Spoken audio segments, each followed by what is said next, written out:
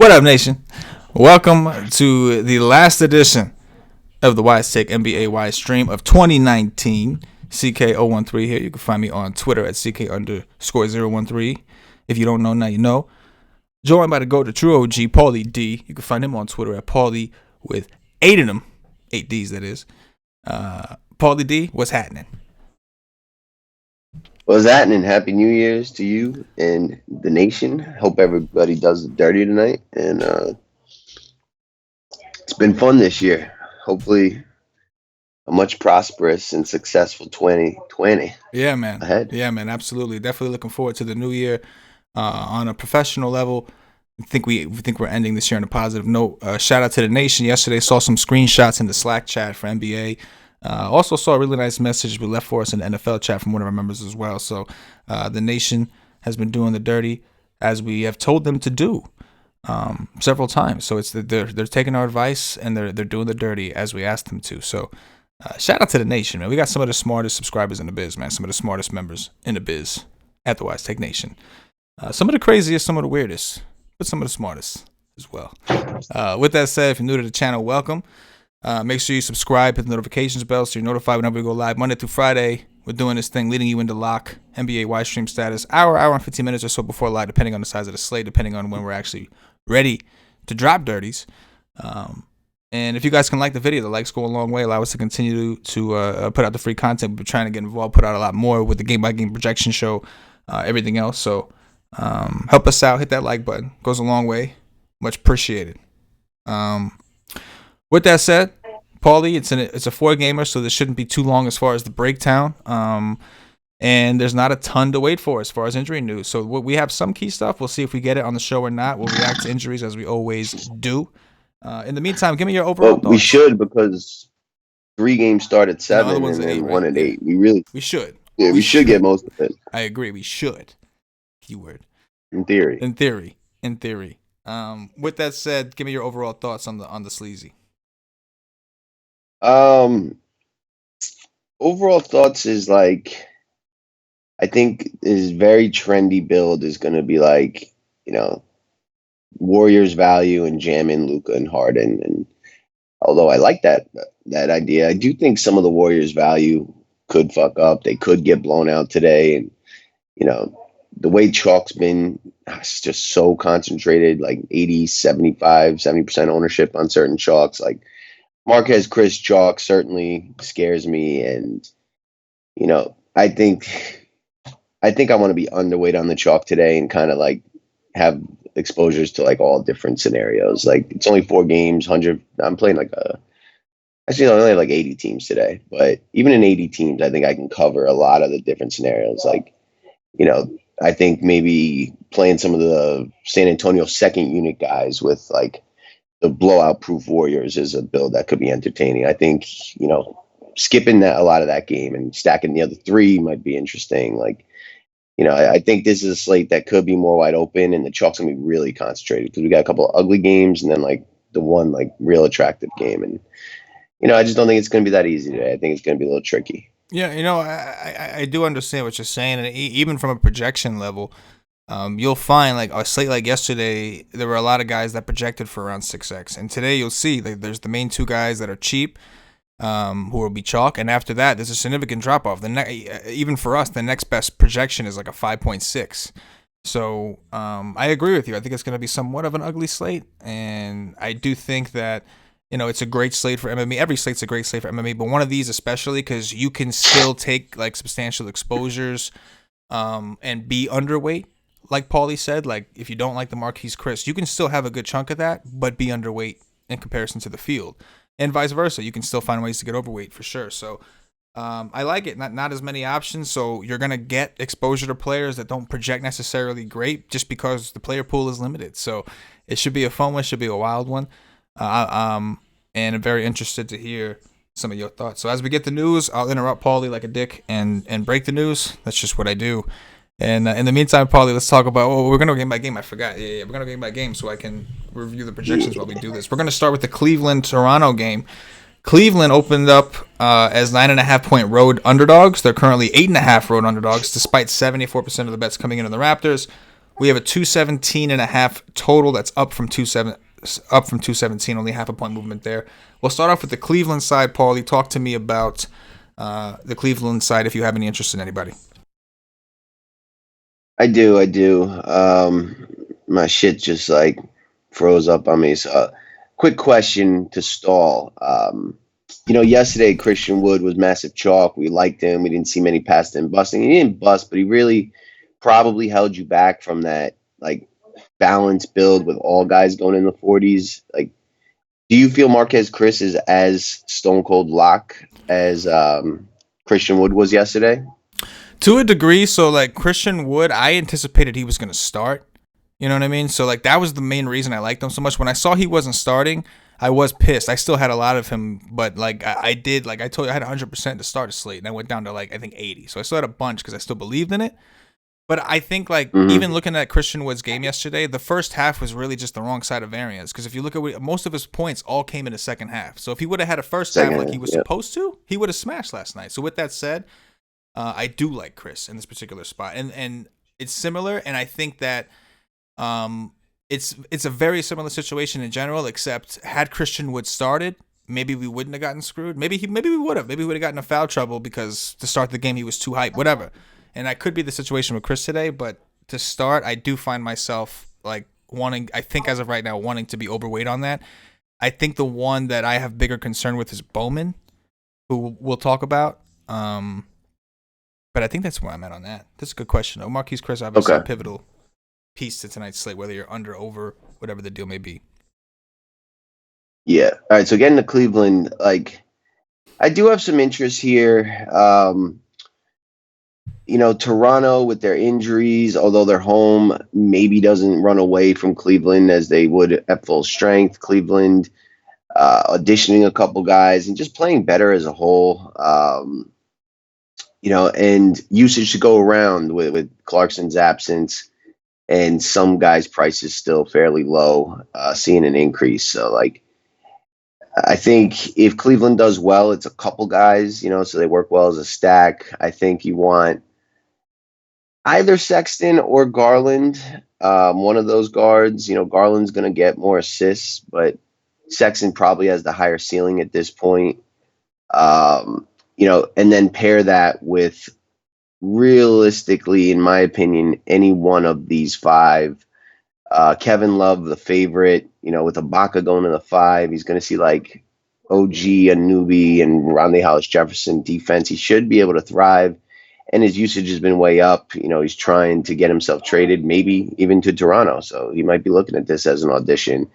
Then Tristan Thompson in a good matchup with size advantage over Ibaka. Seti Osman should be, just locked into a ton of minutes right now and has a really cheap price.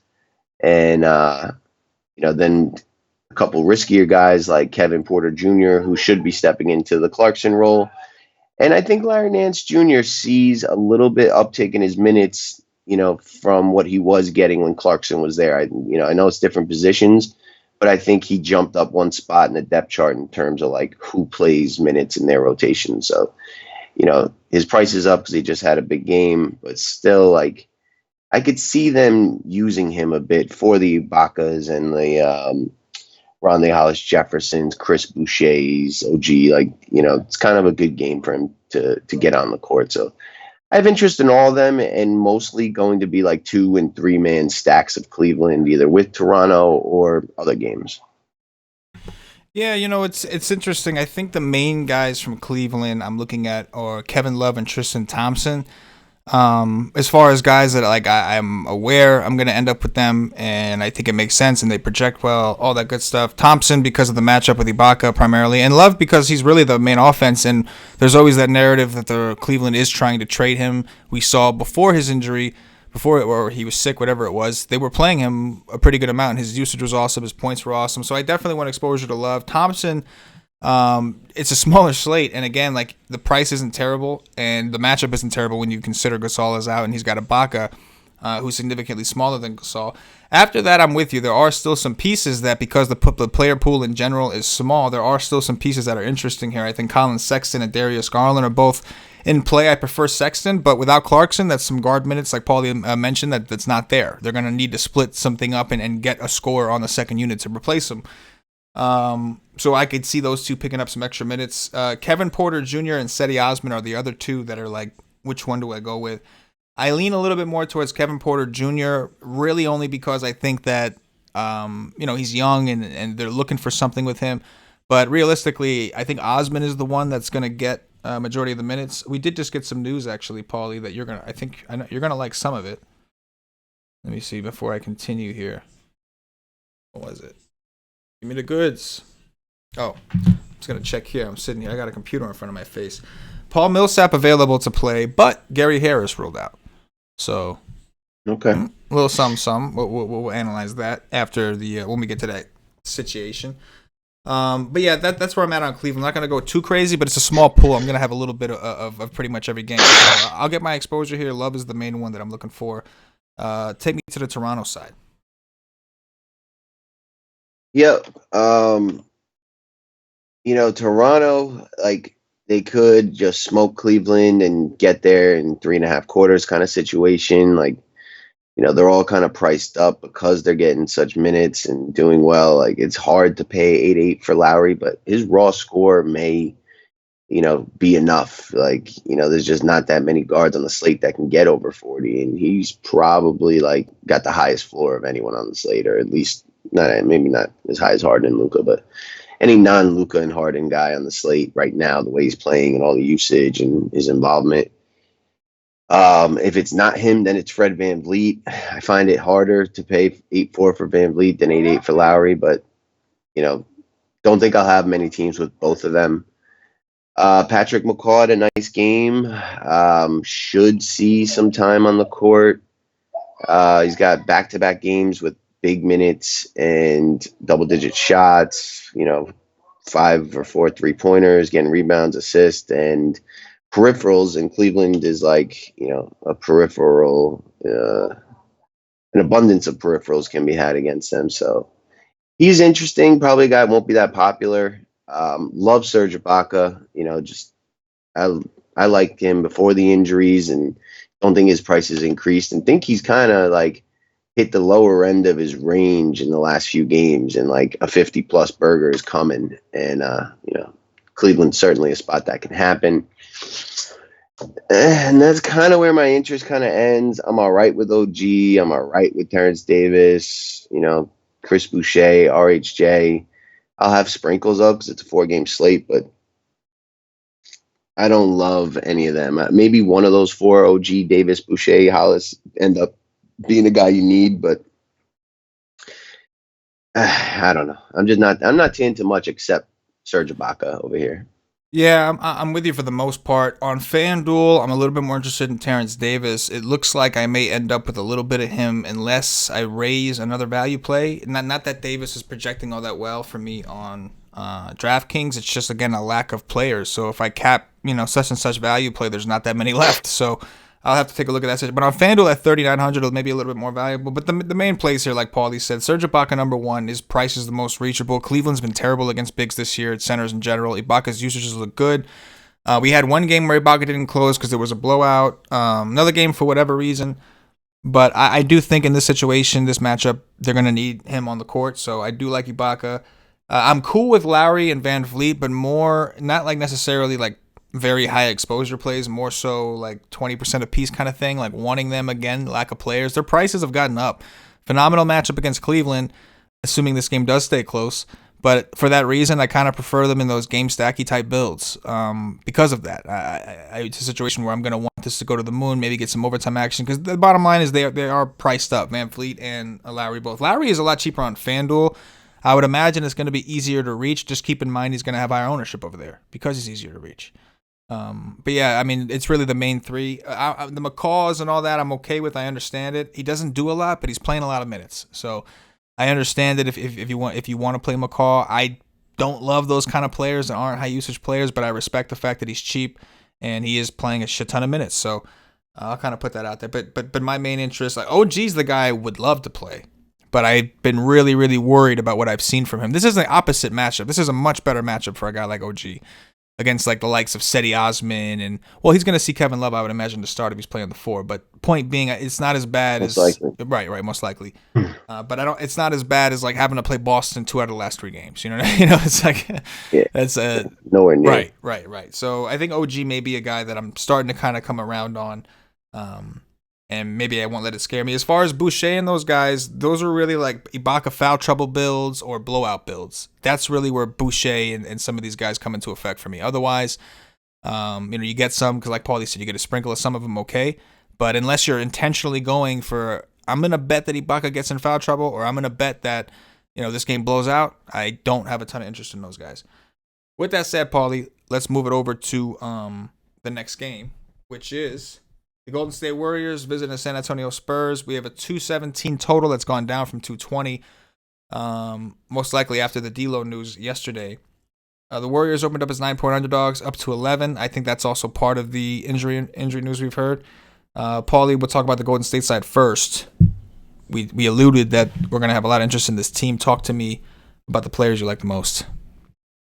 All right. Did we get a ruling on Paschal? He's in. Paschal? Yeah, he's in. He's in. Okay. All right. So they're obviously like the most attractive spot on the slate, playing against San Antonio, who's nowhere near the reputation of the slow defensive team that they've had for a decade now. Like, they've actually been playing fast, high scoring games, and their defense is terrible. And Golden State can run with the best of them. Maybe a little bit slower without D'Angelo Russell, less, 8-second possessions because he just runs up and shoots. Maybe, the game's slower overall, but they're all just priced so well for, such huge usage increase and secure minute situations. My favorite is going to be Alec Burks. He's been playing on the second unit with minutes in the mid-20s. With Russell out, he should start, or he is starting, and will probably play like that alpha role. We could see 20 or more shots out of him, and when he's hot, he can go off. He had multiple games over 30 DraftKings points when D'Lo was out, and quickly reverted back down when D'Lo came back, and it's a easy correlation why you can see. So he's my favorite at his price and usage. I think he'll maybe a little bit of risk if they get blown out to not play deep into the 4th, but I'm not even really sure about that. Draymond's the only one I'm certain if they get blown out will won't see many minutes deep into the game. And Draymond will mostly be in game stacks or not at all. Like, if Draymond has a big game, then the Warriors probably do, and then you want all that game. If Draymond sucks, it's probably because they got blown out or they did the blowing, which is very unlikely on the road in San Antonio. But Draymond is mostly a game stack guy, although he gets a ton of assists, and I want to make a point to have him in those stacks because he'll probably exceed his price. Damian Lee's just been playing out of his mind, and with the usage increase and the rebound rate increase, this kid's just flat out really good. Is my second favorite player on Golden State today. Just hard to see him not getting there, even if it's in blowout run, which he closed the 20-point loss against Dallas the last game, and they just don't have that many bodies to play over him. So like him a ton. Glenn Robinson, 4-4, will see a ton of minutes, maybe comes out early in a blowout, but similar to Draymond, like, if they stay in this game and it's a good competitive game, he's most likely doing well. And at 4-4, there's a lot of profit in that price. Those are like the secure guys. And then you obviously have Marquez Chris, who's, super chalk, a high point per minute guy his whole career, and starting against a team that gives up the most points in the league per paint. Last time I checked, it's been a couple days. So, they're definitely still in the top 3 and do not have much size. He's going to be the most popular player on the slate. Marquez Chris chalk is very rarely works out, so I'm a little hesitant to go too heavy on it. I'm planning on maybe something like 40 to 50% ownership, and even at 4-1, like he could do like Christian would yesterday, not even do terrible, but not be, a tournament winning play. So I think I want to be a tad underweight on him, although I think he's a very good play, and biggest risks are probably foul trouble and ejection. And then there's like the blowout run slash, just too cheap for increased role kind of players like Eric Paschal, who, at one point in the season when a lot of guys were hurt, was going for 30s plus and even as high as like 48 and 50 at one point. Maybe not as high as 50, but 43, 48. And it's 3,400. Like, this was a first round draft pick, I believe, not first, second, and a guy that, they think is in their future and has shown can score and do a few other things, probably get some rebounds. Jacob Evans, a guy that hasn't played a ton this year, but, was like the Damian Lee or Patrick McCaw of years prior and did really well in the summer league, can score, and he's min price. Probably going to step right into Alec Burks' second unit role while Burks goes on to the starting role. And then some leverage against Chris if he gets into foul trouble with guys like Amari Spellman or Alan Smolajic, who played 20 minutes and, is a rookie and they kind of has like a thing going with the crowd. They're calling him Bucket Man.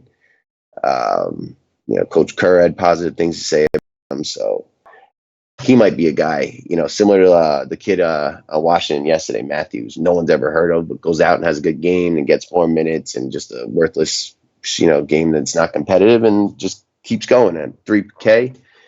That's kind of shit that can really, separate you in tournaments because people aren't going to go that deep, and that's really why you want to play so many lineups. So you get 2 or 3 with him. It just takes one, and I think those 8 or 9 Warriors are all kind of worth getting some exposure to. Yeah, I couldn't agree more. My core today in general is Warriors.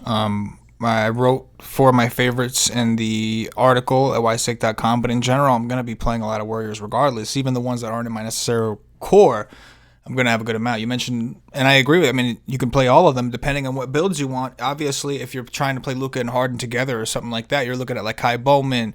I think Burke still makes the cut depending on the site. Well, on both sites, he's cheap. Glenn Robinson, maybe you're picking him over like a Damian Lee, who's a little bit more expensive, or over Draymond, or whatever the case may be. But there's a Warrior to fit whatever build you're trying to do. And I think one of the more optimal ones could be the balanced build. You mentioned Marquise Chris. He's going to be very popular. It's a pretty important decision. If you can go underweight, and like you still have, if he does well, obviously the odds are against you a little because majority of your teams, you're compared to the field, you might have less, but you still have him. That's the beauty of it. I think what Paulie's saying, he's such a high probability play that even if you're going underweight, you're still going to end up with a good chunk of. I'm probably going to be either at or above what I think the field's going to be, just based off probability. Foul trouble is definitely a concern, but I think he'll be so highly owned that if he does bust, me leaving myself some room, similar to what happened with Christian Wood, then you'll have some teams without him that maybe have an easier path if that's the way that ends up working in tournaments. But Bowman is the one that I was talking to about earlier.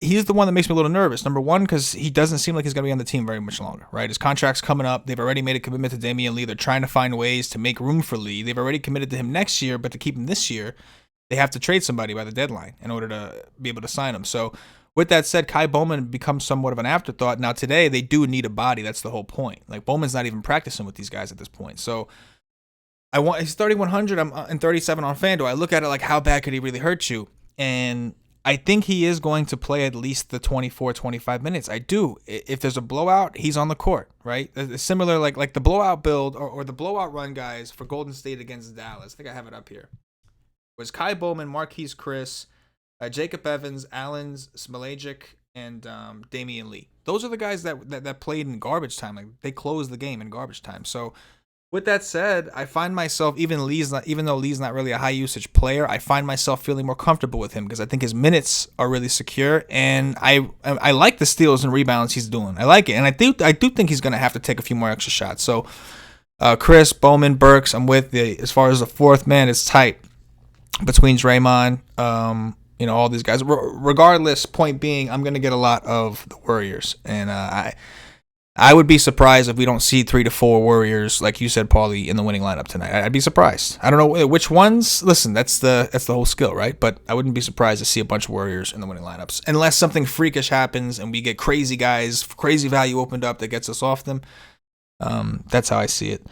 Let's go to the other side of this game now that we've talked about the team that deserved the most conversation. Let's talk about the San Antonio Spurs, Paulie. San Antonio Spurs. Yeah, so I think similar to the Warriors, like a lot of bodies on the Spurs are in play, and it's more so about the game script, right? Like, the game could be very close, right? The Spurs truthfully aren't that good, and maybe are looking ahead to go party in the new year. Who knows, right? Just they haven't been that great, although they have looked a lot better lately. But if this is a close game, right, then it's DeRozan, LMA, DeJounte Murray, like clearly, right?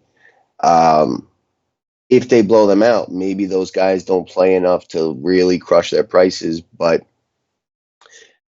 guys like Bryn Forbes, Patty Mills, Trey Lyles, Lonnie Walker, Jacob Podol, center's been crushing the Warriors, and now, it's even better spot.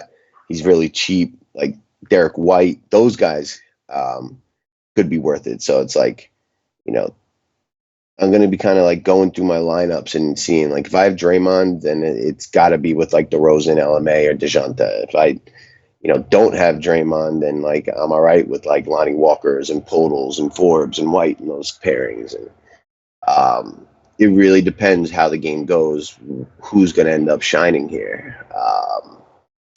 I think the safest guys are probably DeJounte Murray, Patty Mills, who should play 20 minutes even in a close game. Maybe not quite 20, but like 18-ish. And that's like it. Then the rest is really game flow to me. And like, personally, I don't think the game stays close. If you put a gun to my head and made me choose, but I think it's like a 60-40 probability, like 60% Spurs blowout, 40% close game. And that's kind of how I'm going to divvy up my exposures, where like I'm allowing 60% of Burks and Lee and Chris, but I'm only allowing like 30% of Draymond. And kind of the same thing will go for the Spurs. I'm only going to have like 30, maybe 40% DeRozan, LMA, DeJounte, and then like 15 to 20 of the second unit guys. But, I'm fairly certain those scripts like will be right. I don't think there's a San Antonio blowout and, LMA goes for 60. I just think that's unlikely, or like a San Antonio blowout and Draymond Green goes for 60. Like, I think game scripts will dictate which players get the minutes. I think that makes a ton of sense. I wasn't initially into the Spurs side as much, but when I realized how much I was going to be playing the Warriors, I had to have some interest. So it kind of forces my hand. DeRozan and LMA are the main two targets. DeJounte a close third. I think the only thing stopping me from raising DeJounte to their level is really the position scarcity, right? Point guard is loaded. We have a lot of good cards today between Westbrook, Harden, Luka, all these guys. Whereas forward, a little bit more flexibility. So I find myself, it's easier to play DeRozan. It's easier to play LMA. So I'll have a little bit more of them. But I'm going to have, like you said, man, those Warrior guys vary from 40 to 60%. And inversely, I'm going to have around 30% of these guys, of the DeRozans, of the for those close particular builds. I even in the scenario, I think, like, because of how bad the slate is, there is a scenario where even if the Spurs blow them out, that the Spurs still performed enough. Because that means that Golden State's defense was probably awful. Maybe they were bricking a ton of shots, which led to a bunch of rebounds. So I think I'm not saying it's guaranteed. Even if they blow out, they're gonna still be fine. But I think there's a path where they could be. So I'm with you on that. Let's go over to the next game because we also have the starting lineup. So Denver Nuggets visiting the Houston Rockets, 224 total. It's up from 220. Rockets opened up -2 up to -4.5. We did get news along the way that Harden and Capella were both available to play. Eric Gordon will be limited to 20 minutes. Get that out the way. On the Nuggets side, who we'll talk about first, they have listed their starters as Jamal Murray, Torrey Craig, Will Barton, Paul Millsap, Nikola Jokic. And we know Gary Harris has been ruled out. But Millsap, who was ruled out yesterday, has now been ruled in. Talk to me about the Nuggets. Yeah, so I mean, they're the ones getting the boost, and Harris being out kind of secures at least a few extra minutes for like Jamal Murray, Will Barton. Think it makes one of Malik Beasley or probably Torrey Craig, who is starting, a lot more interesting, especially at their prices. Beasley got, I think, 24 minutes in that last game when Harris was out. Didn't do great, but, shot poorly, 1 of 5 from outside, did very little other than scoring. And, we've seen him go for high 30s, 40s when he does get the minutes, especially against a team like Houston where they'll be getting paced up. I think they make sense. Very cool with Jokic. Wouldn't be surprised to see him smash.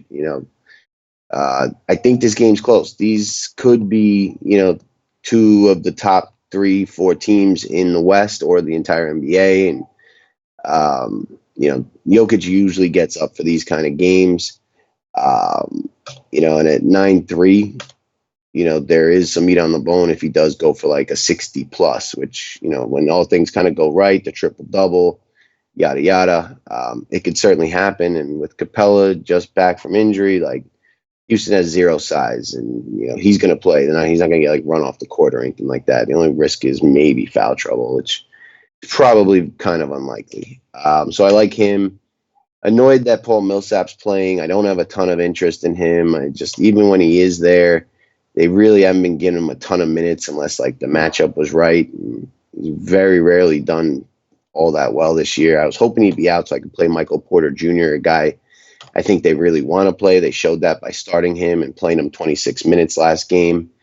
If his price didn't jack up to 45 on DraftKings, I'd probably get some decent exposure to him today anyway.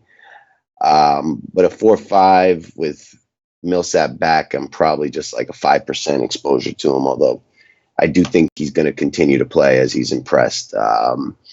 Jeremy Grant gets minutes regardless, maybe not as secure with Millsap back, but they seem to like him, and this seems like a really good spot for him as well. Love Will Barton. He's my favorite Nugget. I probably should have started there. And then I'm all right with Jamal Murray. I prefer Barton, Jokic, and then the value guys a bit more. But he'll be one of the lower owned. Like we said, point guard is deep, and he does have 50-point upside, but he's really never done well against Houston. And he's probably my least favorite outside of Millsap of the starting Nuggets. And I think this game's close. I do want to have some game stacks. I could go to overtime, one of those kind of things, or just, be by far the highest scoring game on the slate. I'm pretty sure it has by far the highest total. Yeah, 224. I think that's even increased significantly as the day's gone on. I think it's, it opened at 220 up to 224. So it's the highest riser. Want to have a lot of these guys just because I think this game is most likely to be close and very competitive. So we'll be fairly exposed to Denver. Yeah. As you were talking, I was going through and adjusting the minutes for we just got more news. Looks like Gallo and Schroeder and Diallo are all available to play. Yeah, Danilo Gallinari, they're all available to play. Okay, with that said, I was just adjusting Denver now that we have the news we were looking for, and they're all projecting a lot better than they were before now that we have some clarity on the situation. So, yeah, I would agree that they've become one of the more optimal teams to grab. Without Gary Harris, there's minutes to grab. There's also usage that somebody's got to sit here and soak up. So after making some adjustments to the minutes, Paul Millsap actually does project well. I agree that the minutes up and down are annoying, but he is a guy that I'll have some of. Maybe he's needed a little bit more at times with him off the court. I don't know. Either way, he's going to have his hands full with PJ Tucker, though. I would agree with you on Will Barton as far as true plays. I do have Barton over Murray. I think they're both definitely in play, but I do have Barton over Murray. And Jokic now becomes now that I got the clarity, I wanted Millsap out to really go on Jokic. I'll accept Gary Harris out. He still last year and this year has shown a positive point per minute increase with him off the court. So, yeah, I think Denver just became some of the more optimal plays, and they happen to be in the highest total game against one of the fastest paced team on the slate, right? So, makes sense to Yeah. me. You know what? Torrey Craig, I think, is really interesting. Like, he's a defensive specialist, so like he should be on the court a ton, like in the Gary Harris guarding Harden, guarding Westbrook role. And like, you know, not that he's this huge usage or scoring threat, but he is a massive peripheral threat. Like the last time he got any significant minutes was against Houston on the 19th. He got 2 steals, 3 blocks, went for 23 at min price. That's what 8x. Like that could really kind of help you get Luka, Harden, Westbrook into the same lineup, and B, a value play that even though he's starting, I don't think a ton of people will play.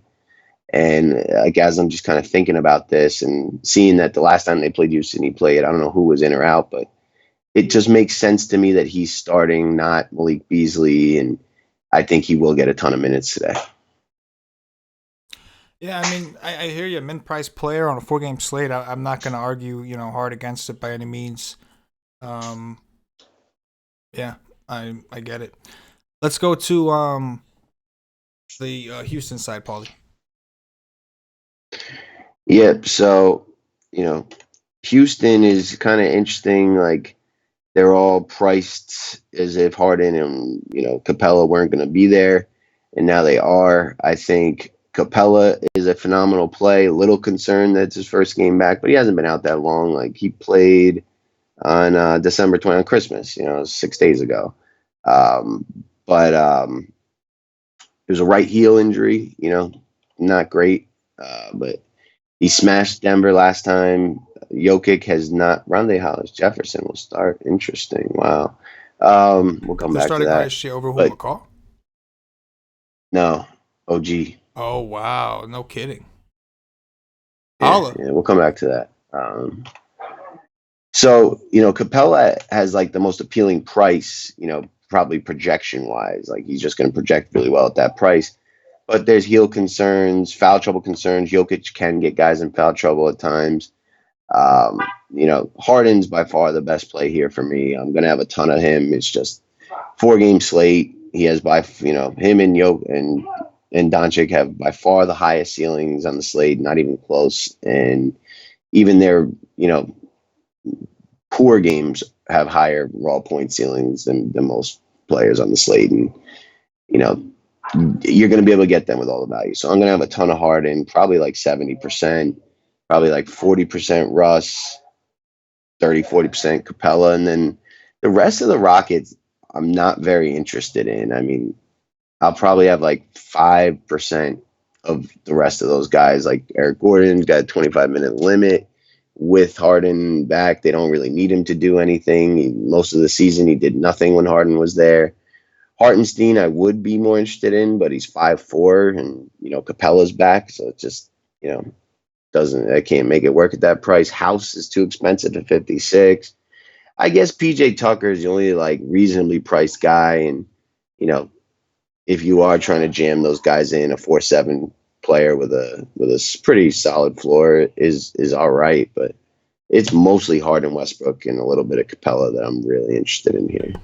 Yeah, it's the same for me. My favorites are Harden, then Capella, then Westbrook.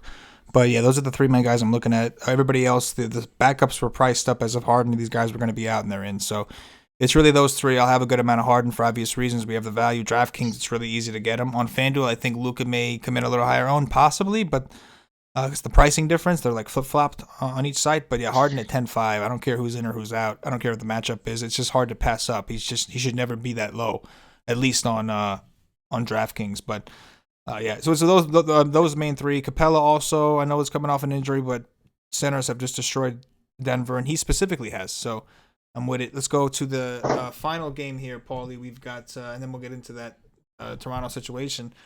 We got the Dallas Mavericks visiting the Oklahoma City Thunder. This total is at 221. It's up 3 points from 218. Mavericks opened up -1.5. They're up to -3.5. We know Gallo what's his name, Diallo, and Schroeder are all available to play. Luka probable expected to play with a sprained wrist or something like that. Paulie D talked to me about the Mavericks. Is Tim Hardaway ruled Yeah, out? he's out. He's been yeah. Sorry, yeah, good point. He's out. Okay. And that's like I think a bigger piece of news than the industry will take it for. Like, uh, you know, I think Harden and Luca are very, very close, no matter what. But like with all things equal, like the Hardaway absence really brings Luca like side by side with Harden to me because he's gonna there's like 10 to 15 shots coming off the Dallas offense, and I think like he's likely to absorb the bulk of them. Maybe Seth Curry grabs a few, maybe Delon Wright, I don't know, maybe like Jalen Brunson, JJ Barea, but really it probably just means more shots for Luca. And like, this guy is just a freak. On the season, without Hardaway on the court, Luka's got a 1.62 fantasy point per minute, 35.7 usage. Kristaps has a 1.16, and this is a huge sample, like 339 minutes. Delon Wright's got 3 games in a row where he's gotten to 30. His price just hasn't caught up yet. Centers have been murking OKC, so maybe you get a couple shares of Dwight Powell, who can be a high point per minute guy. Dorian Finney-Smith is never a guy I'm really that interested in, but he's going to get a ton of minutes, and a few more shots like could be what he needs to kind of actually put out a pretty good performance. I think he did just have a pretty nice one his last game. But like, it's a ton of Luka, 50 to 70% of Luka, like 20 to 30% of Kristaps.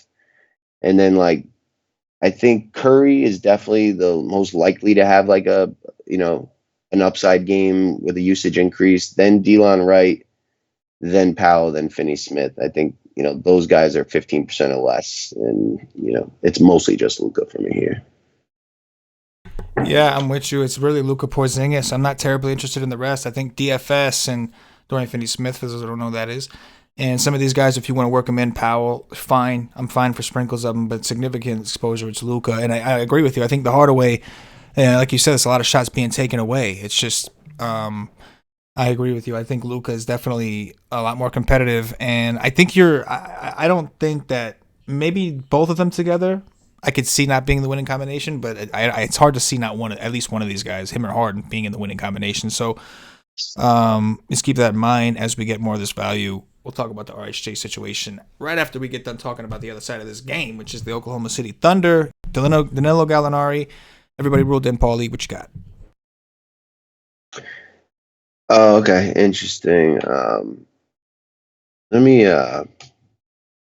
put Danilo on the court with these guys. I'm just curious what his presence does. We'll do the last month. Because like when he was out, they were just hyper attractive. Chris Paul was doing the dirty. I love Shea Gilgeous. Steven Adams had ceiling games, but with him there, they're fairly balanced. This is over the last month. No, I got to put him on. What was Gallo's injury? Do you know? I think it was a sore ankle. That's all they kept saying was a sore. That's why everybody was so surprised he was missing all this time. Sore ankle. Okay. Yeah, so with him on in the last month, like Chris Paul 1.16 and his price is elevated. Steven Adams 1.21. Centers have done really well. Like he wasn't a guy I was really even thinking about at all, but he probably will be very low owned, and 6'6", not a terrible price tag. I think this game has pretty fairly probable chance of staying close. OKC has been playing fast and in a lot of close games, and Dallas is just flat out really good. Luka's just a freak of nature. Whenever he's on the court, your team has a chance to win. So, Adams is interesting. I think Gallo at 6'3" makes a bunch of sense. He'll probably be low owned as he's just getting back from injury. And then I like Shea Gilgeous-Alexander all the time, but on this slate at his price, it's like a 20% play, nothing more. Chris Paul, they all feel like 20 percenters to me, really. I think Gallo and Adams, I'll get a tad more, like maybe up to 25, but I don't really like this side outside of game stacks. Yeah, I agree. With Gallo back, it kind of throws a wrench. Paul, Shea, even Schroeder, like their prices have gone up, adjusted to the usage. So I think it's reachable on a slate like this where nobody's projecting all that great anyway. I'm good with the main guys. Adams definitely center. I don't think is as deep as some of the other positions, so I do think that Adams is worth grabbing some of in a situation where they may need him a little bit. And Shea and Schroeder, phenomenal spots. Paul, good spot. But nobody here that I want a substantial ownership of, even though I'm probably going to increase my Luka exposure. So it's interesting. Maybe I do. Like I think, like you said, that the 20% of these guys sounds about right for a slate this small with a player pool this small. All right, Paulie, let's talk about. We got 20 minutes to log. We'll answer some questions if we can, if we have time. We still got to build our teams, but in the meantime, talk to me about this Toronto situation. What you think it means. With RHJ, obviously a value play we weren't really considering. He kind of fell out of the rotation over the last few games, but here he is starting over OG. Yeah, so I'm really perplexed by this. I mean, we had talked prior to the show about like what's going on with OG, and he's been shooting very badly, not taking a ton of shots some games, just kind of disappearing, and I don't know. I don't know what the deal is, but him getting moved out of the starting lineup is certainly, either a wake up call or a message. And Rondae Hollis getting the nod. I mean, I guess he's really the only guy that made sense, to play the four. I mean, they could have went with Boucher, but I think RHJ just outplayed him and is a little more is better at defense, and that's what their coach really likes. So the way it's going to impact me is I'm certainly going to get a lot more of RHJ at 4-3. I'm actually going to get more of OG because he may respond to this benching in a positive way and do well and have more usage on the second unit.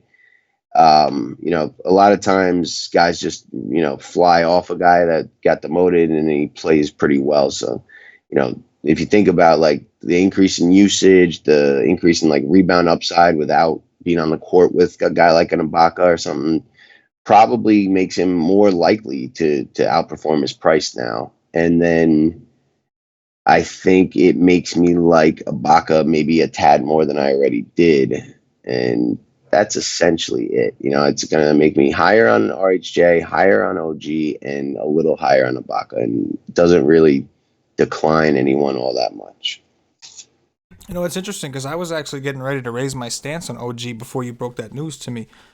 So I think with that said, I still want, like you said, I still want some exposure to OG because of the situation, and everybody else is going to completely bail. I'm going to work in RHJ also. I'm a little perplexed at what to put his minutes at. This is a guy that wasn't even in the rotations. He could start and only play 19 minutes. You know what I mean? You don't really know. But obviously now we have to recognize it. I think if they're starting him, I think that means he's going to have a real solid crack at doing something with the first unit. Yeah. But I mean, they were playing their starters very, very tight, minutes, right. Into the high 30s and 40s in close games. So right. The upside is massive if he gets those kind of minutes against Cleveland. Yeah, you're absolutely right. The upside itself. I mean, this could be a situation that they're trying to deal with Love better this way. If he's going to play over OG, that's where OG was going to grab is Kevin Love. So maybe it's an adjustment for him. I don't know, but wouldn't be surprised if OG still closed. Wouldn't be surprised, right? Yeah, whoever's playing better, right. They could bump McCall, and go a little bigger and more defensive. Who knows? So let's talk about exposures on that situation.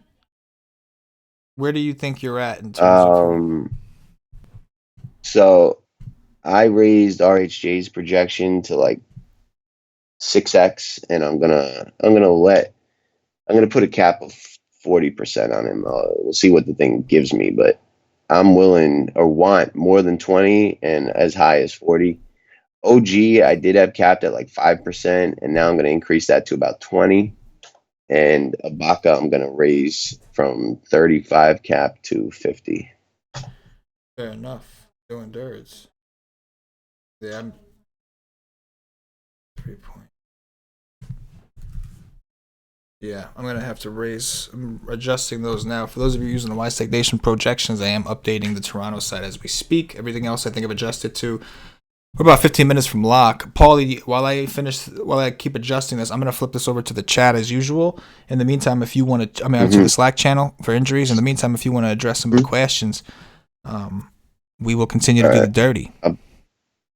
I will do that right quick, but I'm a little behind on my crunching. So if they ain't there now, they ain't there ever. You know what I'm saying, dogs? I feel you. And then I'll quick check the YouTube as well. Try to get everybody's questions if possible, but I'm putting a hard stop at 650 for me to just turn dedication to me lineups. All right, Wise Stream. Any questions in the Wise Stream? And I better not see no waste of time questions like how many drugs are you doing tonight? You know, how much booze you doing tonight? Personally, I love when you get those questions personally. No questions in the Wise Stream. Bump it over to the YouTube.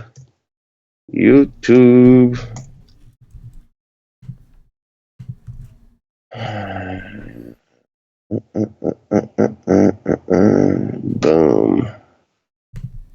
All right. And, in this quick, brief pause, hit the like button if you ain't got nothing else to do. All day. Likes. Happy New Year likes. Like button. All day. 8 all day. Nerlens Noel Revenge. Is this Nerlens Noel Revenge? Nerlens Noel Dallas. He was there for like a cup of coffee. With Gallo back, Luka's officially ruled in. With Gallo back, I think it's a concern, like his minutes. But he's a huge point per minute player, and centers do well against Dallas. I'm all right with him. 15% or less. That question is from I don't even know who. Looks like there is a question in the live stream from Nina Fofitre, who called out yesterday. Shout out to her. Afternoon games asked, rate me. Let's rock the scene. It's late. Word. That wasn't a question. Back to YouTube.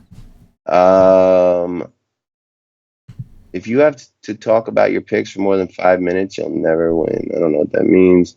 What's your favorite stud play today? For me, it is Luka by a hair over Harden, but I'm going to have a lot of both. Top 4 or 5 cash plays. Rocksteady, good question. Definitely Marquez Chris. Definitely James Harden. Luka Doncic. Who else is projected to be highly owned today? Damian Lee. Kai Bowman for value if you need it. Clint Capella. Kyle Lowry's projecting to be very popular. I'm surprised by that, but he's fine for cash. His floor is very high. So, Chris, Harden, Luka, Burks, Capella, Draymond, Kai Bowman, Ibaka. Those guys are pretty much your cash game plays today. How much Luka opposed to Harden are you thinking? I'm thinking like allowing up to 70% of either and not really knowing some paired and some separate, but it's a 4-game slate. Like you need to have high percentages of guys. And I just think those guys are so far and away likely to be the highest scoring players. I'm just going to be very overweight on them. Right. No, that makes sense. With Harris out, they move Barton to 2 and play some Porter again. Maybe sometimes, but like we said, I really think that what's his name? The dude who's starting motherfuck me. Who the fuck's starting at the 2 for Denver? Torrey Craig. Torrey Craig is going to see the bulk of those minutes. A couple more, then I gotta go. If you don't do thy dirty tonight, then I don't think you're gonna get thy tonight to any dirties. Absolutely. Seth Curry, I do think is 25% exposure type play. Top five value plays excluding the Golden State players. Okay, good question. So, for me, it's going to be Rondé Hollis Jefferson, Torrey Craig, um,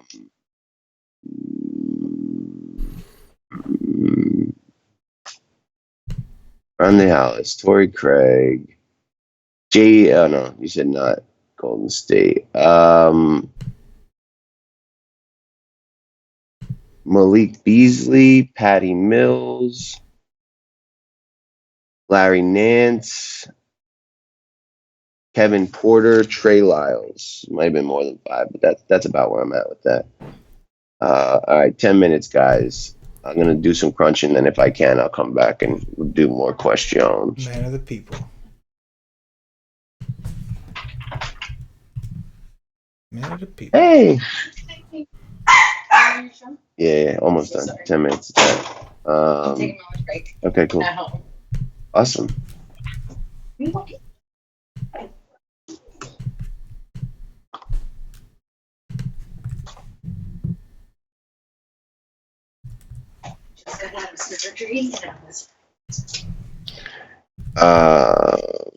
Leaks 20.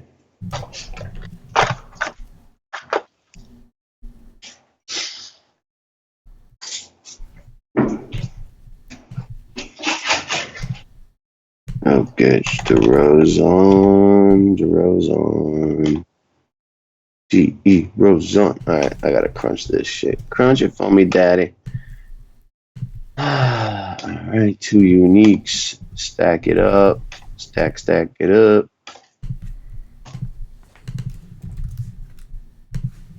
Nine minutes to lock. Oh boy.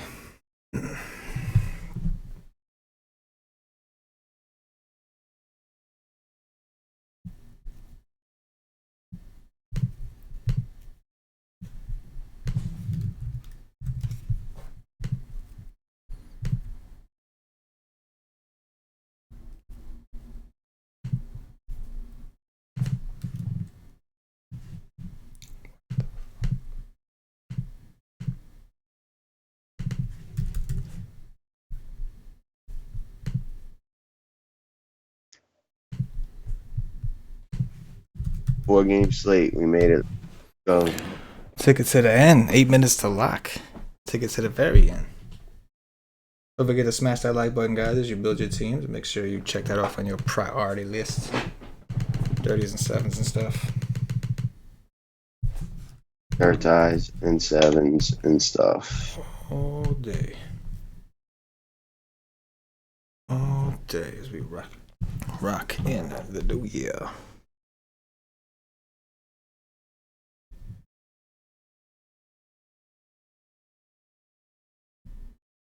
All right, 16 and 3 and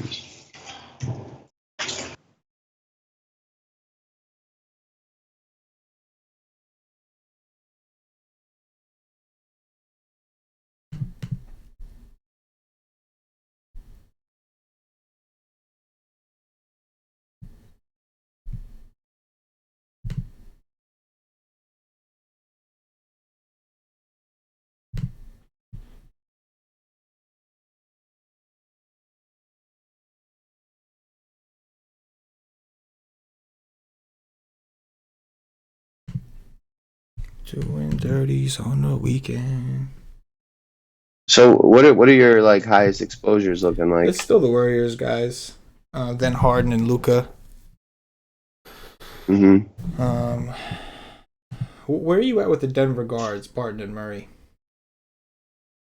Really like Barton. I'm allowing up to 40 on him. Murray's I capped at like 18ish. Just I don't have that many like balance builds anyway, and Uh, he just doesn't fit what I'm really trying to do today. Right. Makes sense. Right. Good.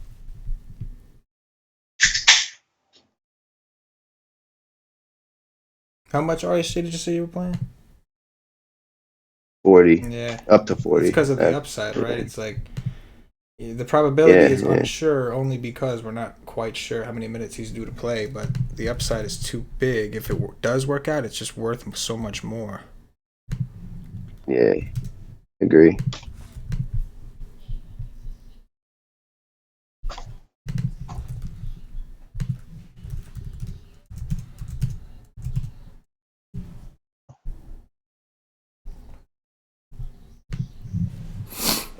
Six minutes to lock, Nation. Let's do it.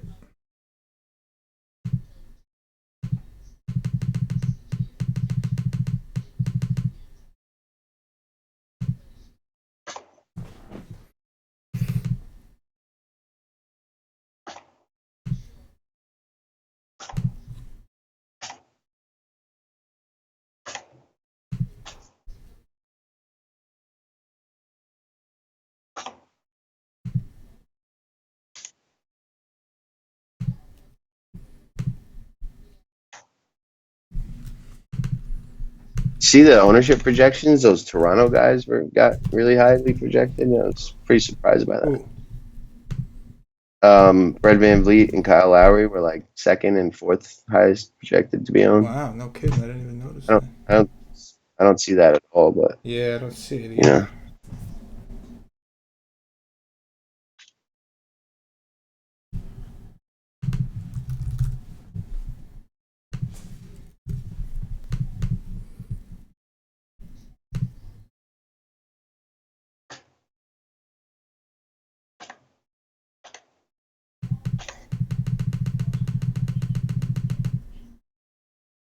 Four minutes to lock, Nation. 4 minutes to lock, quiet. Well, it's only 4 games. We already got all the news we're waiting for, unless something crazy happens. We'll have to see. Projections are updated once again for those looking to do dirties all day long.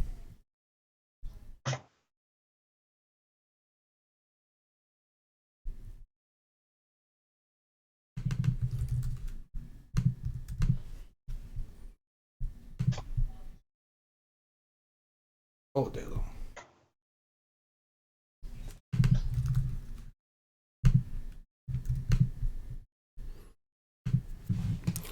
Here we go. 3 minutes. Let's do it. Let's go, Nation. Let's do it. Let's go.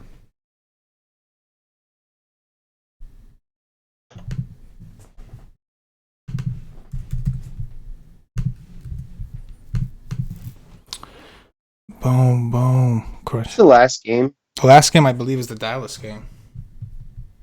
Oh, okay, All by cool. itself. 8 p.m. All by itself. Dirty be done. Dirty be done to you. How much Westbrook you playing, bro?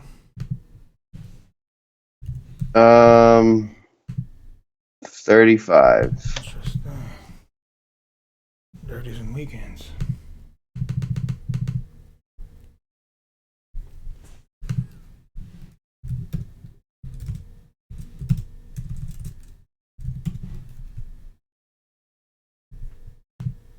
Two minutes to Lockington, Nation. Oh yeah, cut it close today. The play. Wouldn't have it any other way. Cutting it close today. I really just decided I wanted more Seth Curry. How much more? I upped him to 30 and jacked up his projection, so I got all 30. Sweet. Love it when Yeah. that happens. Straight love it when that happens. Alright, here we go. Final import. Last import for me of 2019. Going down. Let's end this on a good note. End this on a good note.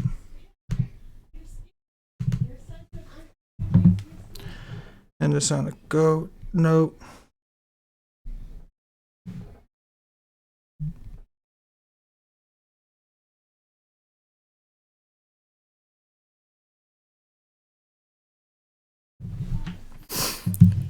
Boom, we in there. We in there. Moment of truth when you go back and see what you really have, and you're just like, oh, wait. 1 minute to Lockington. Here we go. Here we go.